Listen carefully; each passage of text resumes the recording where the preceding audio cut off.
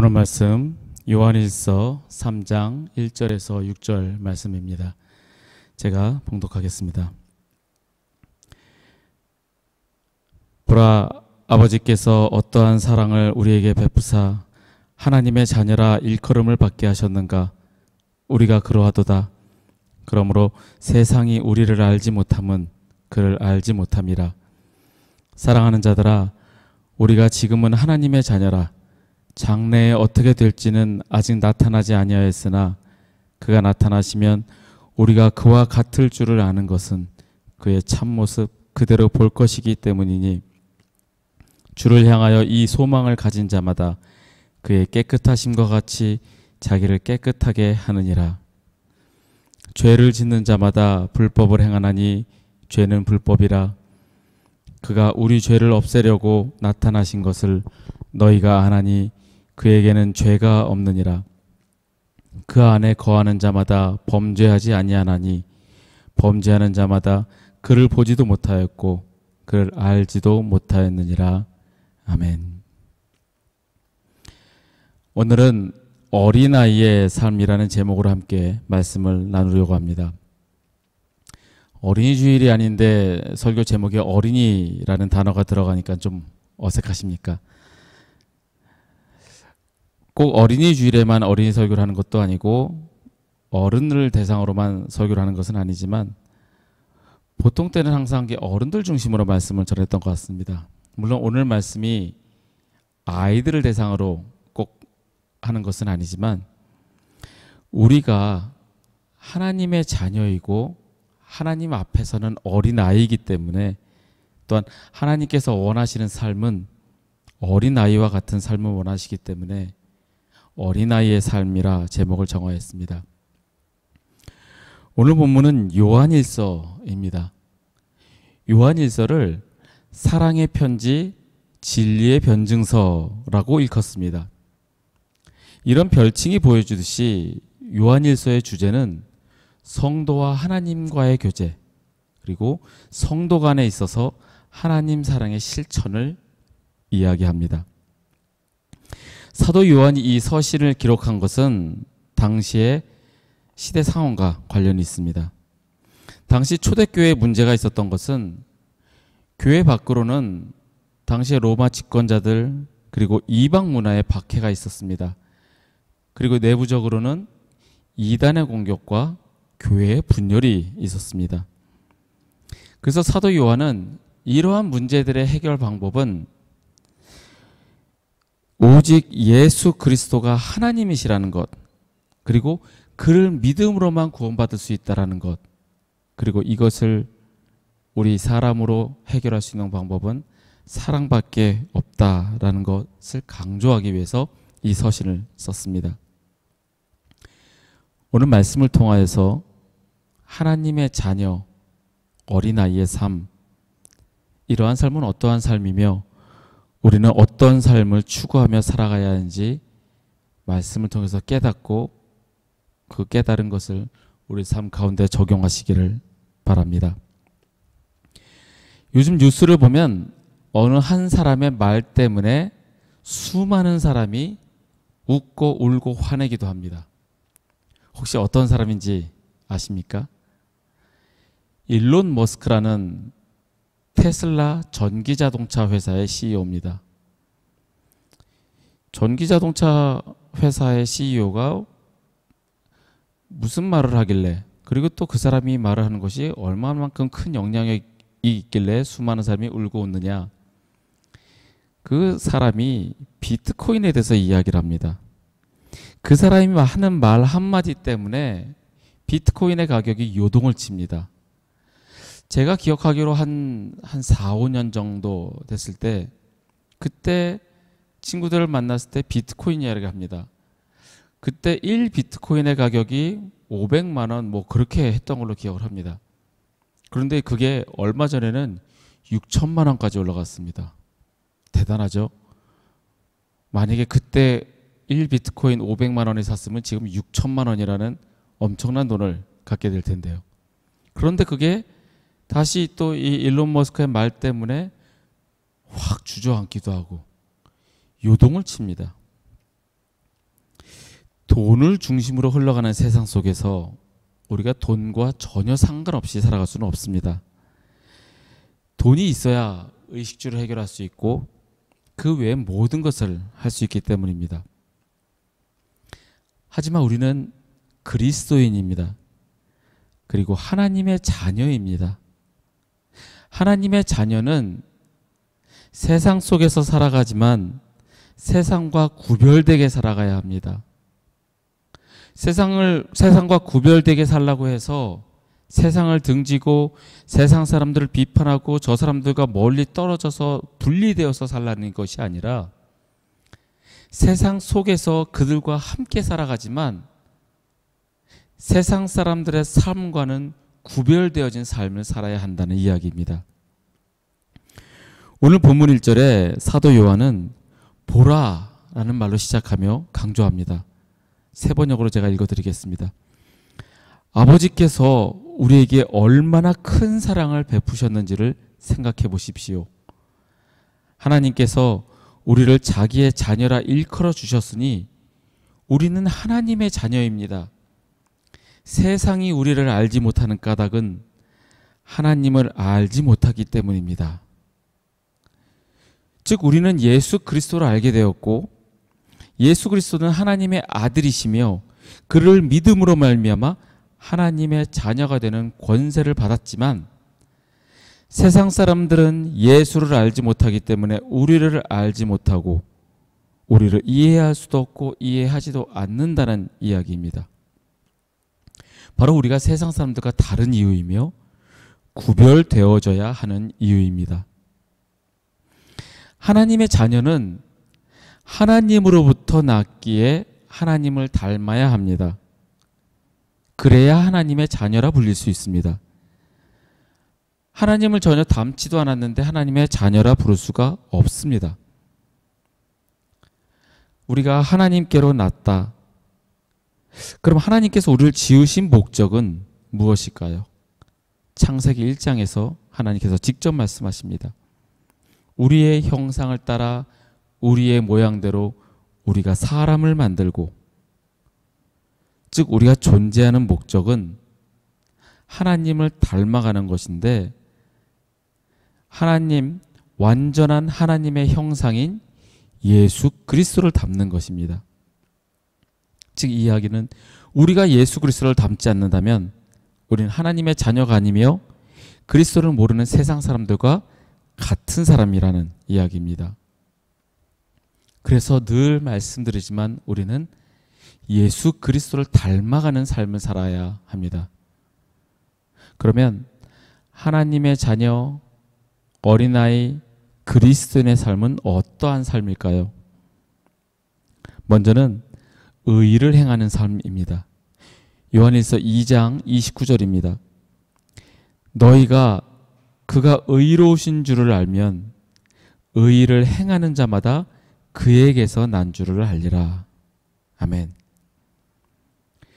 의를 행하는 사람마다 그 사람을 보면 아, 저 사람이 하나님에게서 났구나 라고 알 수 있다는 겁니다. 하나님께로부터 난 자, 하나님의 자녀는 곧 의를 행하는 사람이라 라고 말씀합니다. 하나님의 복음이 마음에 심기운 사람, 그 말씀을 마음에 품고 그 말씀대로 살아가는 삶, 바로 의를 행하는 삶입니다. 많이 들어보신 말씀일 겁니다. 말씀대로 살아가고 의를 행하고 많이 들어본 말씀입니다.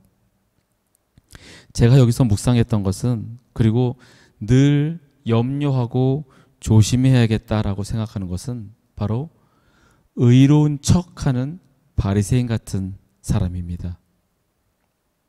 바리새인은 겉으로는 의롭고 세상 사람들이 보기에 의로운 행동을 많이 하였습니다.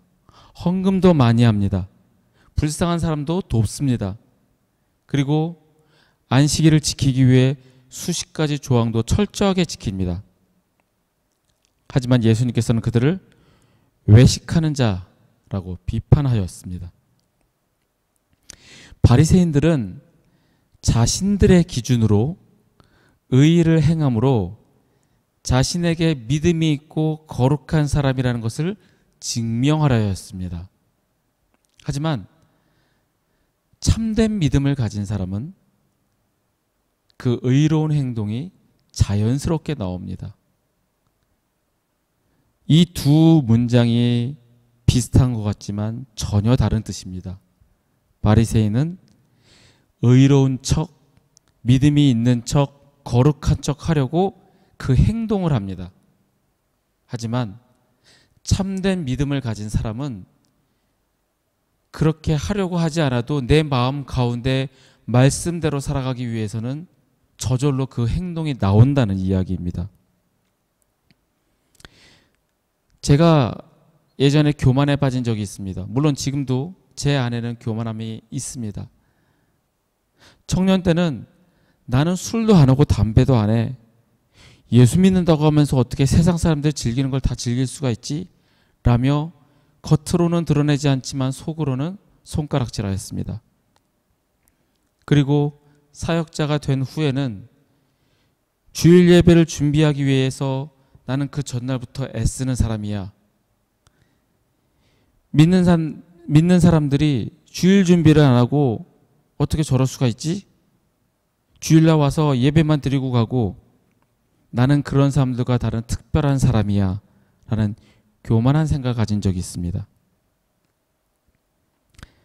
하나님께서 제게 깨우쳐 주시는 것은 바로 이런 생각이 바리새인과 같은 외식하는 마음이라는 겁니다.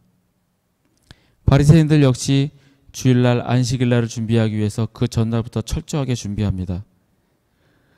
안식일날 음식을 만들면 안 되기 때문에 음식을 미리 준비합니다.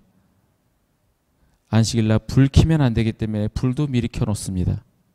모든 걸 준비합니다. 그리고 나는 다 지키니 나는 스스로 의롭다 칭합니다. 그러면서 두 렙돈 헌금하는 과부를 비웃습니다. 멀리 떨어져서 죄를 회개하는 세리를 보며 큰 소리로 모욕하며 나는 저 사람들과 같지 않다라고 자랑하며 자신의 의로움을 내세웁니다. 저 같은 모습이었습니다. 참된 믿음이 있으면 의로운 행동은 당연하게 나옵니다. 말씀대로 살아가기 위해서, 말씀을 지키기 위해서, 그리고 그 안에 사랑이 있으면 저절로 행하는 의로운 행동입니다. 하지만 나의 기준으로 의로운 행동을 함으로 나에게 믿음이 있음을 보이려 하고 내가 거룩함을 증명하려고 하는 것은 외식하는 자요 교만한 바리새인의 모습입니다. 주님께서 원하시는 것은 의로운 삶입니다. 바리새인과 같이 의로운 척하는 외식하는 삶이 아니라 참된 믿음에서 당연하게 나오는 의로운 행동입니다. 말씀이 마음에 심기워져 그 말씀에 순종하며 살아가는 삶, 바로 하나님의 자녀 어린아이 그리스도인의 삶입니다. 두 번째로 하나님의 자녀 어린아이 그리스도인의 삶은 죄를 대적하는 삶입니다. 오늘 본문 4절에 죄를 짓는 자마다 불법을 행하나니 죄는 불법이라 라고 기록하였습니다. 여기서 죄는 하나님과 사람의 의로운 길로부터 떠난 것을 의미하고 그리스도와 분리되어 하나님과 멀어지는 상태를 의미합니다.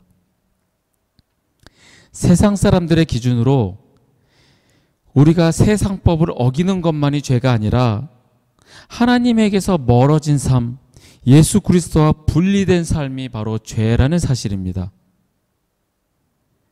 세상법을 어기는 것은 세상에서도 불법이며 죄를 범한 것입니다. 하지만 하나님의 도덕적 기준을 업신여기고 하나님의 계명을 어기며 하나님과 멀어진 삶 역시 바로 죄라는 말씀입니다. 간단하게 예를 들을 수 있습니다. 10계명이 있습니다. 하나님께서 주신 가장 기초적인 십계명조차 우리는 잘 지키지 않고 어기며 살아갑니다. 그리고 이제는 교회에서 가르쳐준 것을 그런 것이 성경에 어디 있냐라고 따지기도 합니다. 한간에 11조를 내라는 말이 성경 어디에 있느냐라는 말이 나오기 시작을 했습니다. 오해하지 마십시오. 제가 헌금 내라는 이야기 아닙니다. 헌금 내라고 강요하는 거 아닙니다. 헌금은 신앙으로 하는 것입니다. 일본 목회자들이 11조 하라는 말씀이 성경에 없다라고 주장을 하기 시작을 하면서 이에 편승해서 나름 예수를 오래 믿었다고 하는 사람들도 성경에는 없다라고 주장을 합니다. 하지만 엄밀히 따지면 11조뿐만 아니라 내 것은 없습니다. 전부 다 하나님의 것입니다. 이 세상을 살면서 하나님께서 맡겨주신 것일 뿐 내 것은 없습니다. 또 오해하지 마십시오. 제가 다 하나님의 것이라고 해서 다 교회 바치라는 이야기 아닙니다. 그런데 내가 일해서 번 돈, 내 노력으로 내가 힘써서 번 돈인 이 돈을 내 것을 주장하면서 그것을 움켜쥐고 점점 하나님과 멀어지기 시작을 합니다. 바로 죄를 짓는 것이며 불법을 행하는 삶입니다. 돈이 우상이 됩니다. 모든 대화의 주제가 돈입니다. 하나님 얘기만 해도 부족한 시간에 오직 돈 얘기만 합니다. 비트코인, 주식, 어디에 투자하면 얼마를 번다. 돈이 우상이기 때문입니다. 주일날 돈 벌기 위해서 예배 안 드립니다. 왜냐하면 주일날 돈이 제일 잘 벌리기 때문에요. 십계명 몇 가지를 어깁니까? 하나님의 계명을 어기고 하나님과 멀어지는 삶, 죄를 짓고 불법을 행하는 삶입니다. 하나님의 자녀, 어린아이, 그리스도인의 삶은 죄를 범하고 불법을 행하는 삶을 대적하는 삶입니다.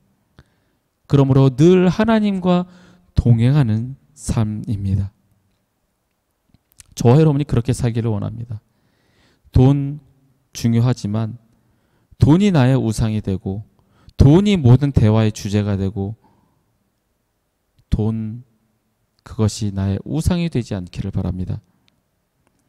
하나님의 계명을 지키고 죄를 대적하는 삶을 살아가시는 저와 여러분이 되기를 소원합니다.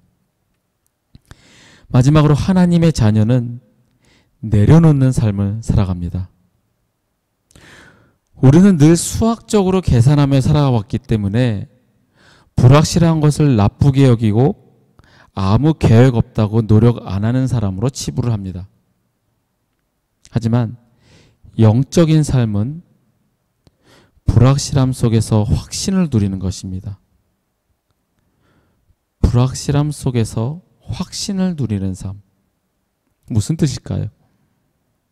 하나님을 확신한다면, 전적으로 그분을 의지하고 믿고 나아간다면 우리의 미래가 불확실하더라도 불안하거나 불편하거나 암울할 것이 없다라는 겁니다. 오히려 하나님이 어떻게 하실까 기쁨으로 기대함으로 나갈 수 있다라는 이야기입니다. 단 하나님과의 친밀한 관계 하에 있다면 말입니다.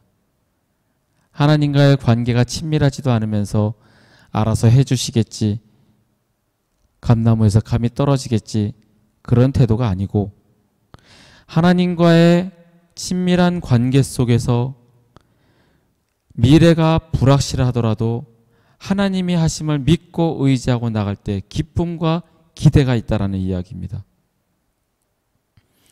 영적인 삶은 어린아이의 삶입니다. 어린아이는 미래에 대해서 확실한 생각, 계획을 가지고 있지 않습니다. 불확실한 미래를 안고 있습니다. 우리는 하나님에 대해서는 불확실하지 않습니다. 그렇죠? 하나님 믿습니다. 네, 하나님 믿습니다. 하나님 살아계십니다. 네, 살아계십니다.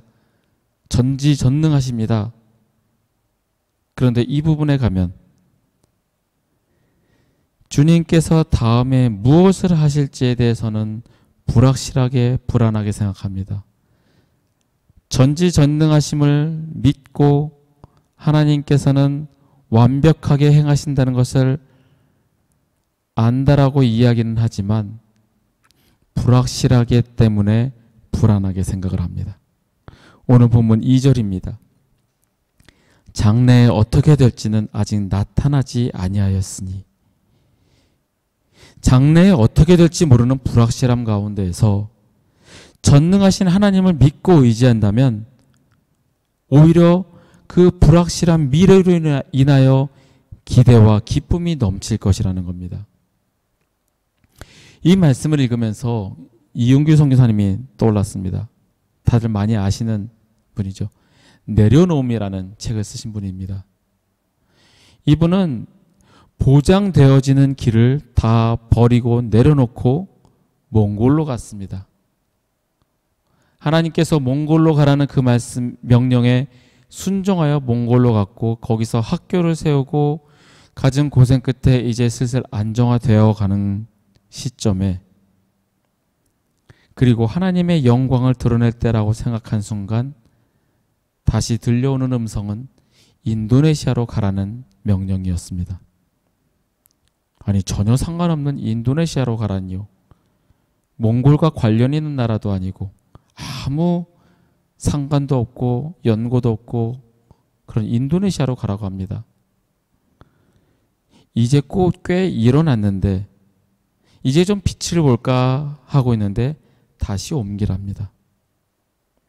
우리 같으면 이거는 잘못된 음성일 거야 라고 오히려 안 들으려고 할 수도 있겠지만, 이 선교사님은 내려놓고 다시 떠났습니다. 완전한 내려놓음입니다. 하나님께서 아브라함에게 내가 내게 지시한 땅으로 가라 말씀하지 않으셨습니다. 내가 내게 지시할 땅, 보여줄 땅으로 가라 라고 말씀하셨습니다. 아직 보여주지도 않으셨지만 아브라함은 불확실하지만 실수가 없으시고 전지전능하신 주님을 믿었기에 순종하며 나아갔습니다. 완전히 내려놓고 나아가는 아브라함의 모습입니다. 이 정도 내려놓으면 됐겠지, 괜찮겠지, 아닙니다. 이런 생각은 완전한 내려놓음이 아니며 하나님을 실제로 신뢰하는 것이 아닙니다. 어찌 보면 나의 계획 가운데에서 어느 정도 내가 계획했던 대로 이루어져 놓고서는 하나님이 하신 거야, 하나님이 계획하신 거에 나는 내려놓았어 라고 생각하는 것일 뿐입니다. 자신을 완전히 내려놓으면 하나님께서 나를 어떻게 하실 것인지, 어떻게 사용하실 것인지에 대해서도 생각하지 않게 됩니다. 우리는 하나님께서 우리를 어느 곳에 두실지에 대해서 생각할 필요조차 없습니다. 내게 주신 달란트가 이런 것이니 아마 나를 이런 데 쓰실 거야 라는 주제넘는 생각도 할 필요가 없습니다. 하나님께서 모든 것을 주관하시기 때문에 완전히 내려놓고 그분이 우리를 어디에 두시든 어떻게 하시든 무엇을 하게 하시든 우리는 완전히 내려놓고 헌신하는 마음으로 우리에게 맡겨주신 사역에 헌신하며 온 마음과 뜻을 드리면 됩니다. 우리가 하나님과의 바른 관계를 갖게 되면, 완전히 내려놓으면 우리의 삶은 불확실한 미래로 인해 오히려 넘치는 기대와 기쁨이 될 것입니다. 예수님께서는 나를 믿으라 라고 말씀하셨지, 나에 관한 너의 계획, 너의 신념을 믿으라 이렇게 말씀하지 않으셨습니다. 주님께 모든 걸 맡기고 완전히 내려놓기를 바랍니다.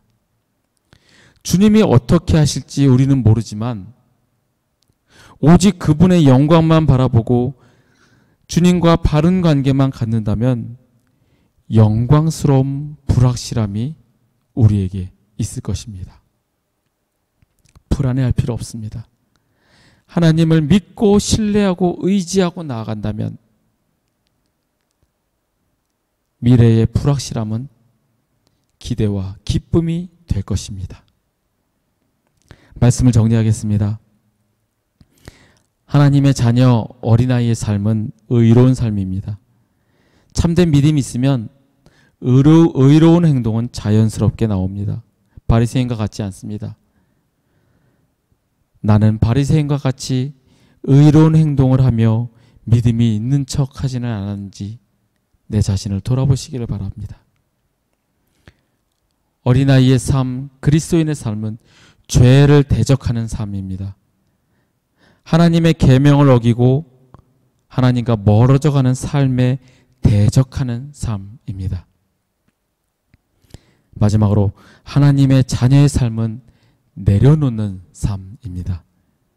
불확실한 미래지만 하나님과의 바른 관계를 갖고 있다면 그 불확실함은 기대와 기쁨으로 넘칠 것입니다. 내 모든 것 내려놓고 오직 그분만 의지하고 나아갈 때 영광스러운 불확실함이 있을 것입니다. 그런 불확실함의 은혜를 누리시기를 간절히 축복합니다.